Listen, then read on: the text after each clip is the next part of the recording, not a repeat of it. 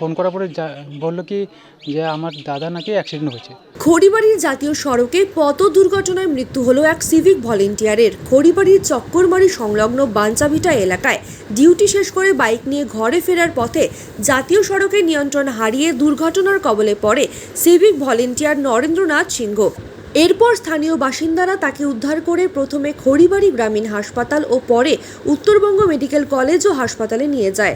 এরপরই সেখানেই তার মৃত্যু হয়। মৃত সিভিক ভলেন্টিয়ার বুড়াগঞ্জের জোরপাখুরি জোতের বাসিন্দা। বৃহস্পতিবার ময়নাতদন্তের পর মৃতদেহ প্রথমে খড়িবাড়ি থানায় শেষ শ্রদ্ধা জানানোর পর বাড়িতে আনা হয়। ঘটনার শোকের ছায়া নেমে এসেছে গোটা এলাকায়। মৃতদেহ বাড়িতে পৌঁছাতেই কান্নায় ভেঙে পড়ে পরিবার ও আত্মীয় স্বজনরা। মৃতের দাদা রবীন্দ্রনাথ সিংহ বলেন, ডিউটি করে বাড়ি ফেরার পথে দুর্ঘটনা হয়। আমরা চাই প্রশাসন আমাদের সাহায্য করুক। ঘটনা বলতে কি, কালকে আমি রাতে, আমি তো অ্যাকচুয়ালি দার্জিলিংয়ে থাকতাম, তো আমি তো সেরকম কিছু জানি না। তো যখন রাতে আমাকে 10টার দিকে ফোন করলো, ফোন করার পরে দেখলাম যে আমার বাড়ি থেকে ফোন করছিল। ফোন করার পরে বললো কি যে আমার দাদা নাকি অ্যাক্সিডেন্ট হয়েছে। তো এখন ওনাকে নিয়ে যেতে হবে মেডিকেলে। এখন মেডিকেল নিয়ে যাওয়ার জন্য তখন আমাকে ফোন করছিল। তখন তো আমি এখন রাতের 1টার দিকে এখন আসতে পারবো না। তখন আমি ওখানে থাকলাম। থাকার পরে তারপর সকালে 6:30টার দিকে আবার ফোন করছে। ফোন করার পরে জানতে পারলাম যে আমার দাদা আর নেই। কীরকম ছিল আপনার দাদা তো এমনি ভালোই ছিল। আমি ডিউটি তো মিস করতো না, ডিউটিতে সবসময় যেত। আর সেই কালকেও তো ডিউটি থেকে হয়েছে, ডিউটি অবস্থায় ছিল। কালকে সন্ধ্যার দিকে বাড়াইছে। সন্ধ্যার দিকে বাড়ার পরে তারপর 10টার দিকে ডিউটি থেকে ওখানে তারপর খবর আসছে আমাদের। আমার নাম অনিল কুমার সিং। কী হবেন আপনি? আমার দাদা হবে উনি। নাম?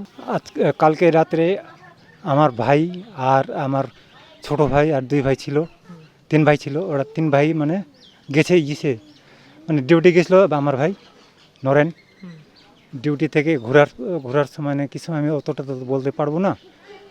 তো আমার ভাইগুলো পাইছিল ফোনে পাইলো। ওর সাথে যে কে ছিল, কে যে ফোন করছে আমি তো অতটা জানি না। তো খড়িবাড়ি হসপিটালে মানে ওরা মানে ফোন পাইছে। ফোনে পায়ে খড়িবাড়ি হসপিটালে গেছে। হসপিটালে গিয়ে দেখে যে এরকম অ্যাক্সিডেন্ট হয়ে গেছে। অ্যাক্সিডেন্ট হওয়ার পরে তখন ওইখানকার ডাক্তার ইয়েগুলা সবাই রেফার করে দিল মেডিকেলে। রেফার করার পরে রাতের 2টা না 1:30 নাগাদ, তো ওই 2টা নাগাদ নিয়ে গেছে মেডিকেলে গিয়ে ওইখানে আর